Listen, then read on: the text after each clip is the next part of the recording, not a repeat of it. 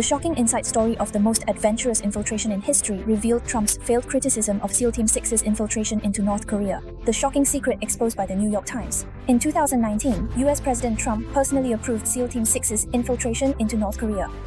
Failed and killed the people by mistake. This action has been covered up for 6 years and now it has been exposed by the resume and the details are shocking. He not only involves SEAL Team 6, the most elite unit of the US military, but also involves US DPRK negotiations, international law and war risks. Today, we will completely review this most adventurous secret mission in history. Before you start, remember to like and follow us and take you to know about major global events every day.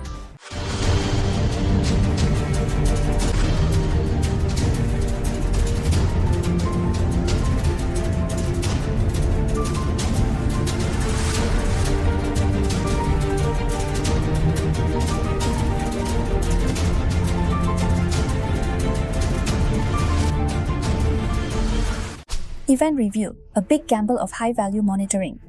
The background of the action, the undercurrent under the negotiating table. In early 2019, the outside world saw Trump and Kim Jong-un's ice-breaking diplomacy in Hanoi, Singapore, shaking hands and taking photos and smiling faces. But behind these shots, the Pentagon and the White House are plotting a dangerous plan to secretly sneak into North Korea, install eavesdropping devices and obtain Kim Jong-un's core communications. Why do you do this? Because there was no substantial progress in the US DPRK negotiations at that time, Trump urgently needed bargaining chips. The intelligence community believes that if Kim Jong-un's true thoughts can be grasped, the United States will have an absolute advantage at the negotiating table. Therefore, a plan was put on the president's desk, and the SEAL Team 6 that killed bin Laden was used to secretly sneak into North Korea. Trump nodded his approval. Mission details. The challenge of human limits. According to the exposed reports, the steps of the operation are extremely thrilling. 1. The mother submarine lurked in a US nuclear submarine and sailed into the offshore waters of the Korean peninsula. 2. Small boats infiltrated. SEAL Team 6 was converted into a wet submarine and all the crew was soaked in the cold seawater of 40 degrees Fahrenheit for 2 hours. 3. Landing in the dark. Without the support of drones, landing only by blurred satellite images. Due to the communication black area, the entire team completely lost contact with the rear. Their goal is to bury a long-term monitoring device near Kim Jong-un's residence. This is a mission with almost zero fault tolerance rate. Once discovered, it is fatal to war. The accident clearly happened just as the team members were approaching the target and the accident happened. A small boat suddenly approached and several North Koreans on board illuminated the water with flashlights, which seemed to have found an abnormality. The commander is faced with a life and death decision. If he doesn't shoot, the entire team may be exposed, the mission fails or even captured. Shooting means killing unidentified civilians. Eventually, he gave the order to fire. Within seconds, gunfire streaked across the night and 3 fishermen fell. What's more cruel is that in order to prevent the body from floating and exposing its whereabouts, the team members even pierced the body's back and dragged it into the seabed. This scene surfaced after a moment after the mission failed and the fishermen who were killed by mistake were evacuated urgently. The team did not dare to move on, and the monitoring device failed to be installed. The mother submarine was forced to venture into shallow water and quickly retreated after picking up the team members. A few days later, US military satellites detected that the North Korean military was on high alert and coastal activities increased significantly. Although the North Korean government has never publicly admitted it, it is almost certain that they have detected an abnormality. 2. 3 questions under incomplete details and doubtful information. Why did you choose the first question in the negotiation window? From the perspective of intelligence gains, this is the most frequent period of internal contacts between opponents. From the perspective of political risks, once something goes wrong, negotiation and deterrence will be damaged at the same time.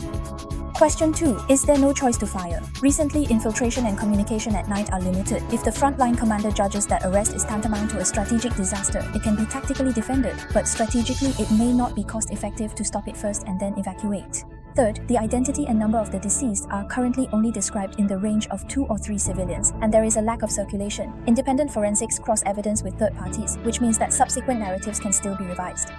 3. In-depth analysis. Why is this extremely positive?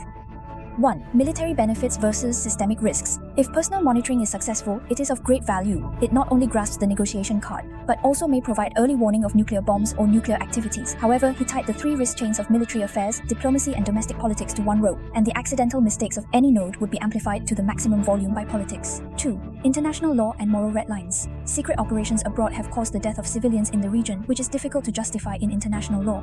In reality, due to the difficulty of cross-border evidence collection, relevant parties do not recognize it, and legal accountability often stops at the diplomatic level and moral condemnation.